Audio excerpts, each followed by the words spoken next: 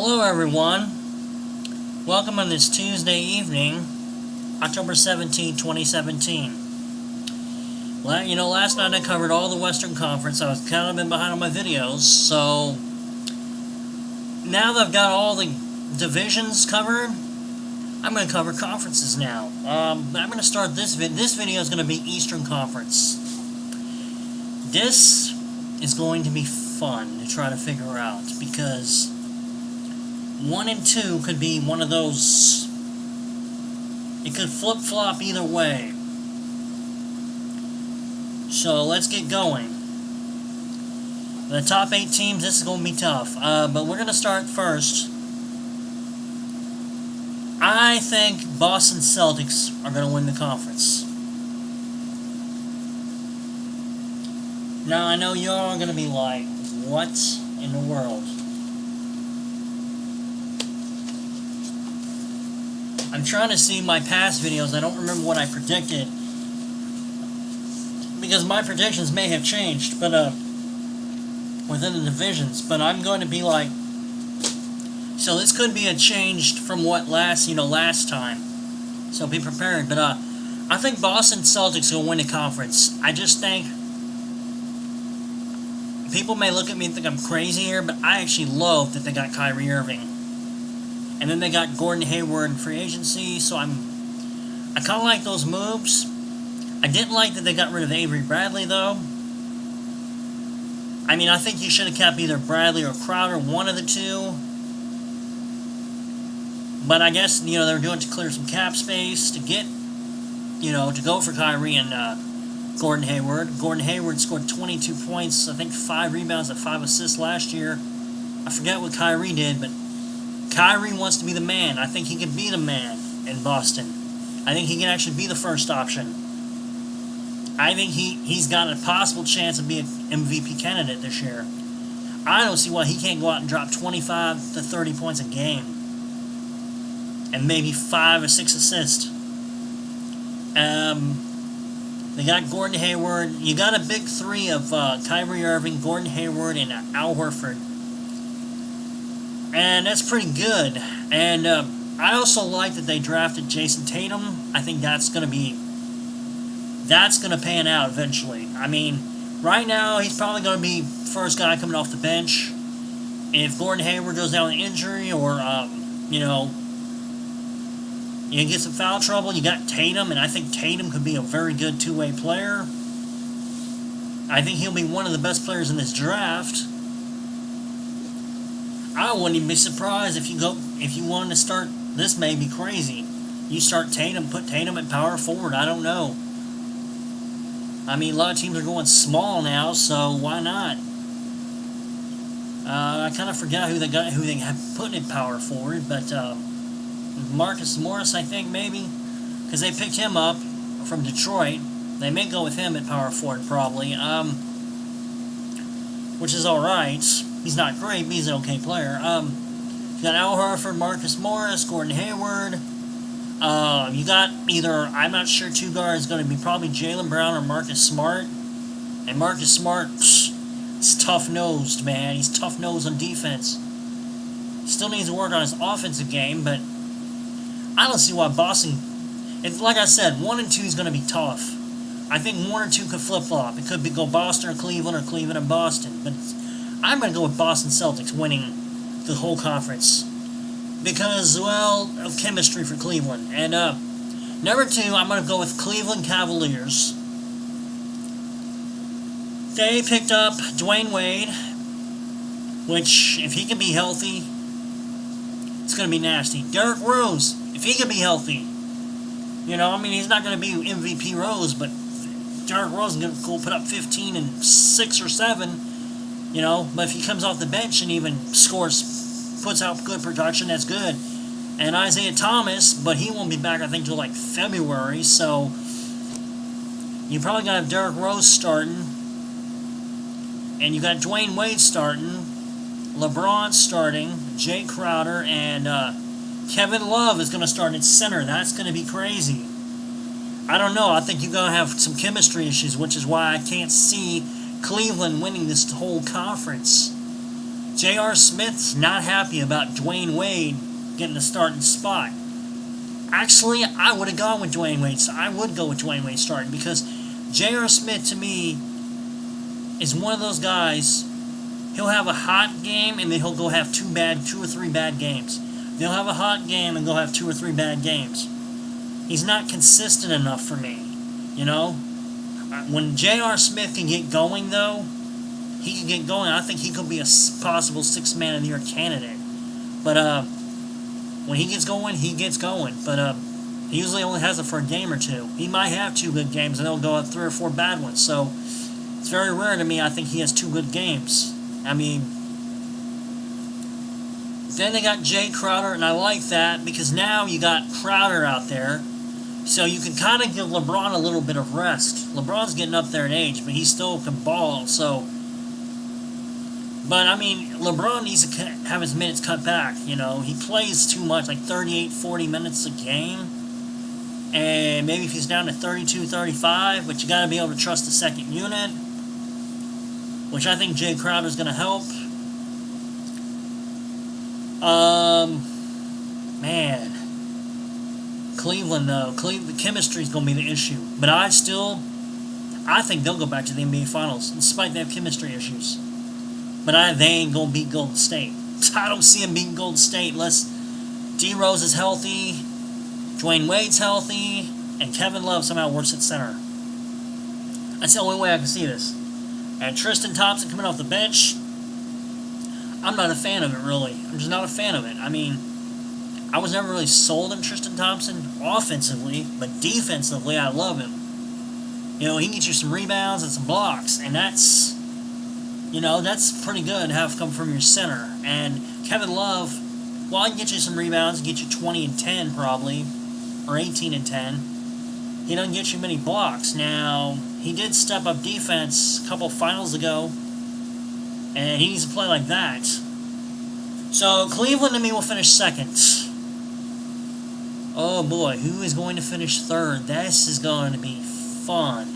I'm going to go with... God, I'm torn between Toronto and Washington on this. I'm going to go with the Washington Wizards finishing third. I just think John Wall and Bradley Beal is just...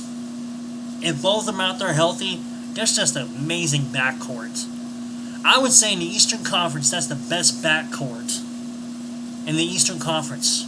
I would put Toronto's up there too, but John Wall and Bradley Beal, that is just an incredible backcourt. And they brought back Otto Porter, although I think he's overpaid, but, you know, he's still young, so, you know, he can give you 13 a game. Maybe he can up it to 15 this year, 17. So, you got that. Markieff Morris.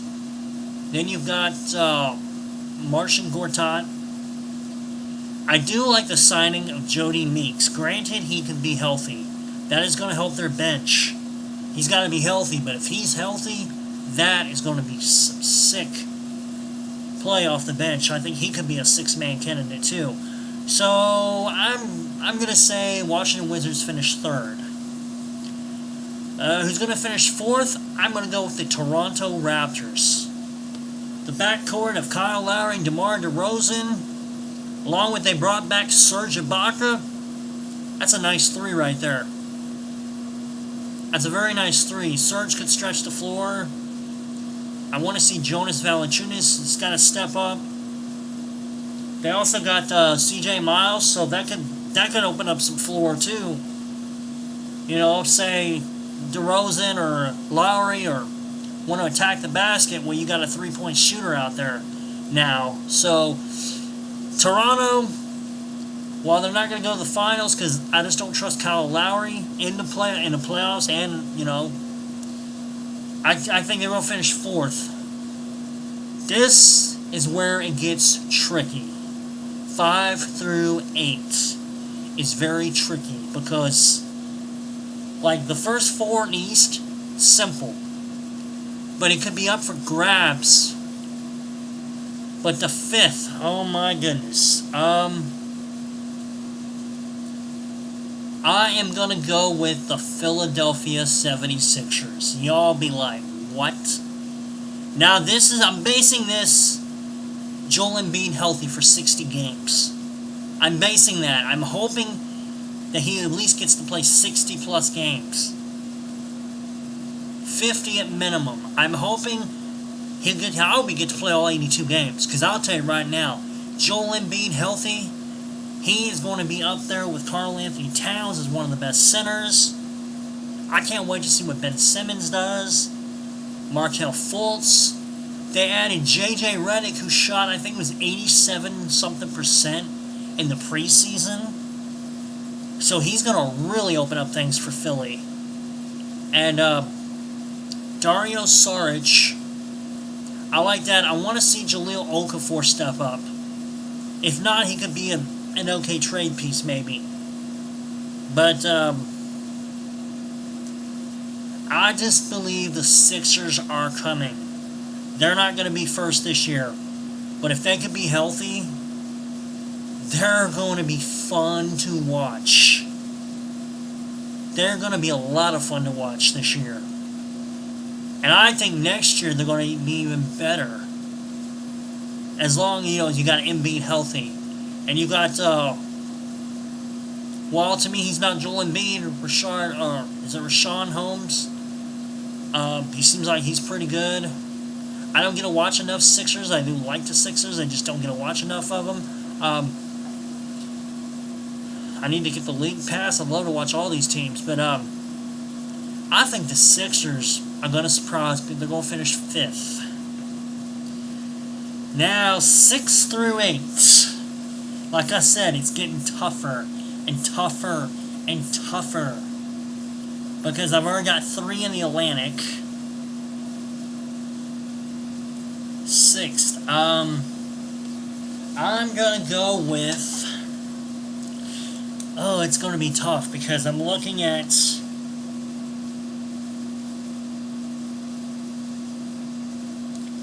I'm going to go with the... Oh my goodness. Oh, I just realized who I'm going to go with. I probably should have put this team 5. And they may finish 5th. But Milwaukee Bucks, I forgot, there's another team that's... It's going to be really good. Now, you could flip-flop Milwaukee and Philadelphia if you want. Maybe I should have, but I couldn't think of it. I just couldn't think of Milwaukee at the time. But Milwaukee, let me see if I can get his name right. Giannis Antetokounmpo, the Greek freak, is going to be one of the best small forwards. He is coming. Like, he can play... I think you can play him at point, shooting guard, small forward, power forward, center. I'll tell you right now, if LeBron James left Cleveland, he should go to Milwaukee. Seriously. Like, that's going to be if you put him in LeBron, oh, man, it would be over. But, Giannis Antetokounmpo, sorry, his name is tough to say, is a beast. If Jabari Parker's healthy, he's good. Thon Maker, it's good. Malcolm Brogdon, although I don't believe he really, to me, was Rookie of the Year last year. I would have gave that to Dario Saric. But he's a good player, so, And Chris Middleton, love Chris Middleton. I think they've still got Tony Snell, Greg Monroe. They got a good team. Matthew Dellavedova. I kind of would like to see them improve the point guard position. But, they still got a good enough team. They could, like I said, they could finish 5th or 6th. I'm not sure. I'm thinking maybe 5th, but I didn't think of it at the time. So, I'm gonna go ahead and be bold and stick with Sixers at 5 and Milwaukee at 6. Now, 7th and 8th. To me, there's only 2 teams that I see making the playoffs. Left. And I'm going to say... Oh man, this is tough. But you know what? I think the Miami Heat is going to have a better year than last year. I think they're gonna get that 7th seed, and I'll tell you right now, I'll take a Cleveland versus Miami in the first round. That would be a fun series to watch. Dion Waiters going up against LeBron, and then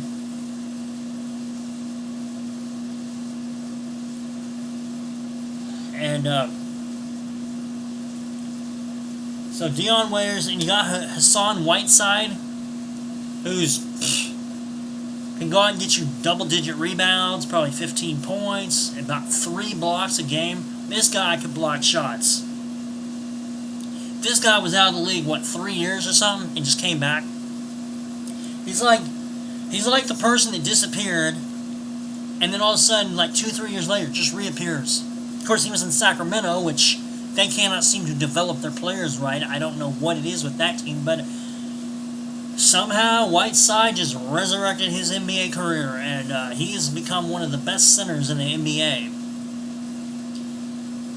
And they still got Goran Dragic. I can't say it. Dragic. Dragic. I can't say his name. I like Justice Winslow. I'm sold on him.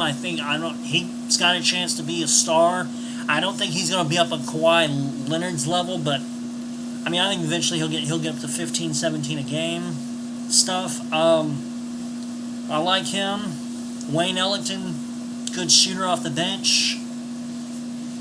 I'm not quite as sold on the other guys yet. Of course, I don't know enough about them, but I think Miami, though, is going to find a way to still be good. Oh, they got Kelly Olynyk, too. I just remembered that.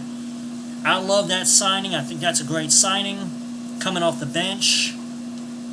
Maybe you could try him at power forward. I don't know if that would work, but having him come off the bench after Whiteside, that's not a bad backup center to have.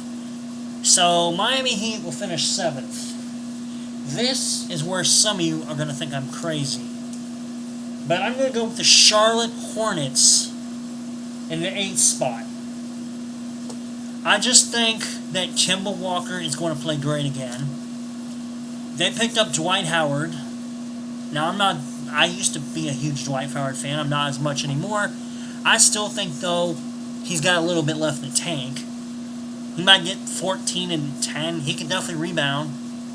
I'll give him credit where credit's due. He can rebound, so you got Kemba Walker, you got Dwight Howard. That's a point guard center. That's not bad. Then they drafted Malik Monk. Now, a lot of teams passed on him. I think he's going to be a good shooter. I think that's a great guy to put next to Kemba. I would say, and I think Batum is out for a little bit. I forget if he's out for the year. I don't know. I forget. I remember he was out with some kind of injury. I don't know how long. But, so if you go with Kemba Walker, Malik Monk, Michael Kidd-Gilchrist, Marvin Williams, and Dwight Howard, you've got Cody Zeller coming off the bench. The problem last year was, when Cody Zeller went down, Charlotte fell off. They went from 3rd to, 11th or 12th seed they finish in the East. I think they can finish 8th this year. I can't see why Charlotte cannot do it. So, to recap, I have, in the Eastern Conference, Boston Celtics 1, Cleveland Cavaliers 2, Washington Wizards 3, Toronto Raptors 4, Philadelphia 76ers 5. That's going to be a bold prediction. Although this one you could switch 5 and 6 if you want. Milwaukee Bucks 6, Miami Heat 7, and Charlotte Hornets 8.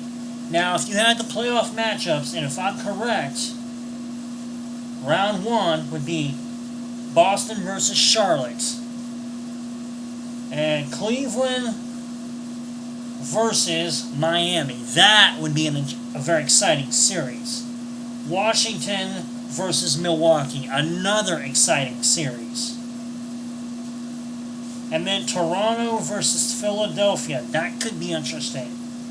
So, I'm looking at, Boston versus Charlotte, Cleveland versus Miami, Washington versus Milwaukee, Toronto versus Philadelphia. Who is your top 8 teams in the Eastern Conference in the 2017-2018 season? Send me your comments on your predictions. What do you agree or disagree with on mine? Do I got a team too low? Do I got a team too high? Is there a team I did not put in there that should be in there? What team should I remove? Answer those questions in the comments. Thank you for listening to Scott's NBA Talk. If you liked the video, hit the like button and subscribe to the channel. And thank you for watching.